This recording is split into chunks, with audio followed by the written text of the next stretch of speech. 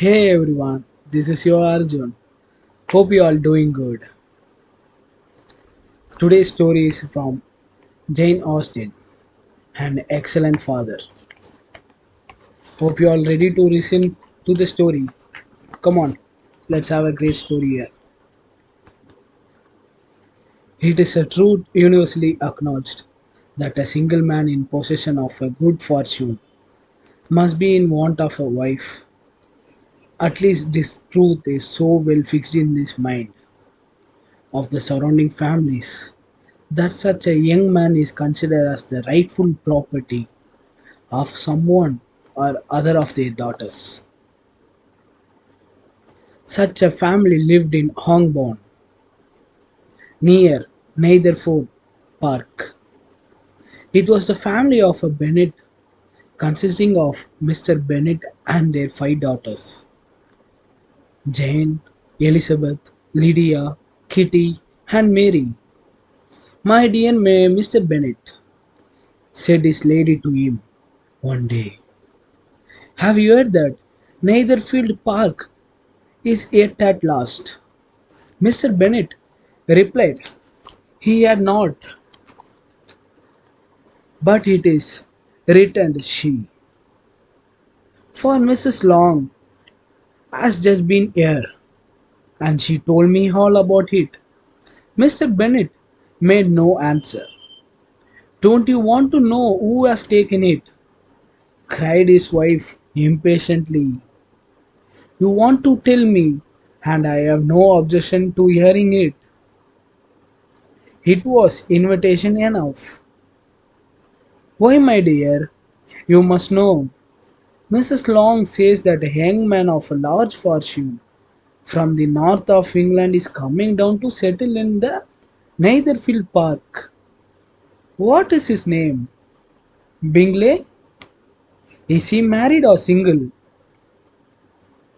Oh, single, my dear, to be sure. A single man of large fortune. Four or five daughters of you. What a fine thing for our girls. How so? How can it affect them? My dear Mr. Bennet, replied his wife, how can you be so tiresome? You must know that I am thinking of his marrying one of them. Is that his design in settling here? Design? Nonsense. How can you talk so? But it is very likely that he may fall in love with one of them. And therefore, you must pay him a visit as soon as he comes. I see no occasion for that. You and the girls may go, or you may send them by themselves, which perhaps will be still better, for as you are as handsome as any of them, Mr. Bingley might like you the best of the party. My dear, you flatter me. I certainly have had my share of my beauty, but I do not pretend to be anything extraordinary now. When a woman has five grown up daughters, she ought to give overthinking of her beauty. In such case, a woman has not often much beauty of think of. But my dear, you must indeed go and see Mr. Bingley when he comes into the neighborhood. It is more than that I engage for, I assure you. But consider your daughters. Only think what a establishment it would be for one of them. Her neighbors, Sir William and Lady Lucas, are determined to go merely on that, assuring his wife that he should not go till the evening after this visit was paid. His wife had no knowledge of it.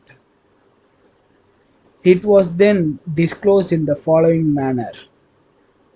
Observing his second daughter employed trimming a hat, He suddenly addressed her with, I hope Mr. Bingley will like it, Lizzie. We are not in a way to know what Mr. Bingley likes, said her mother resentfully, since we are not to visit. But you forget, Mamma, said Elizabeth, that we shall meet him at the assemblies, and that Mrs. Long has promised to introduce him. I do not believe Mrs. Long will do any such thing. She has two nieces of her own.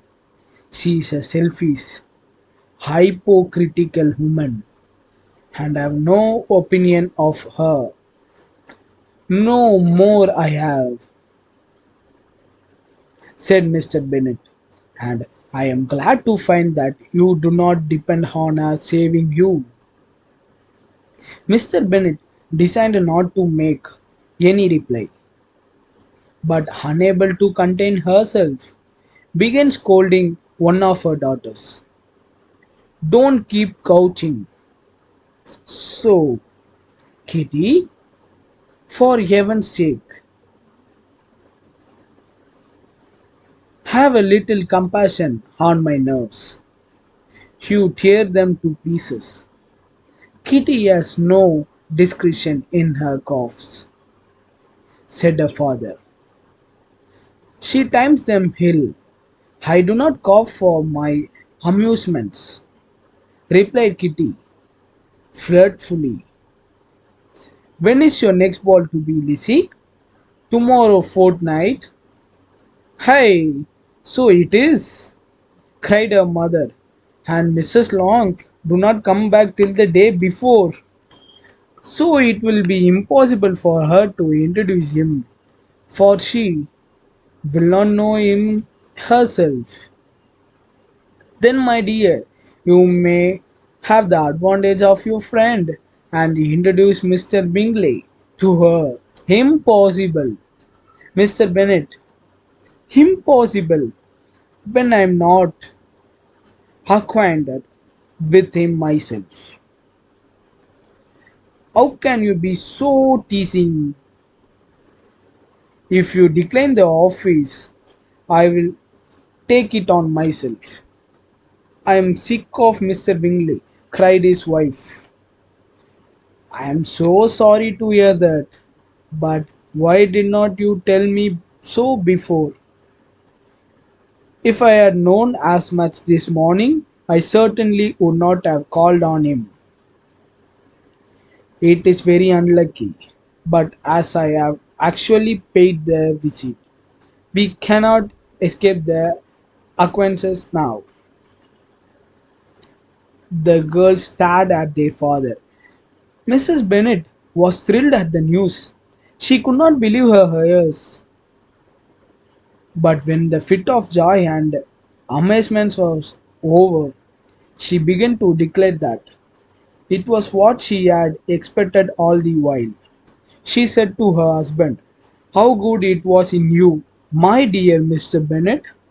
But I knew I should pursue you at last. I was sure you loved your girls too well to neglect such acquaintances. Well, how pleased I am. And it is such a good joke too, that you should have gone this morning and never said a word about it till now. Now, Kitty, you may cough as much as you choose, said Mr. Bennet, and as he spoke, he left the room, fatigued with the raptures of his wife. What an excellent father you have, girls, said Mrs. Bennet when the door was shut. I do not know how you will ever make amends for his kindness, or me either, for that matter. At a time of life, it is not so pleasant, I can tell you, to be making new acquaintances every day. But for your sakes, we would do anything.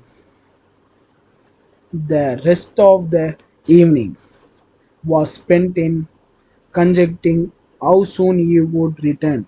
Mr. Bennet visits and it determining when they should ask him to come for dinner. Hope you all enjoyed the story. See you all in next video. Until then, bye from your Arjun Lokesh. Thank you.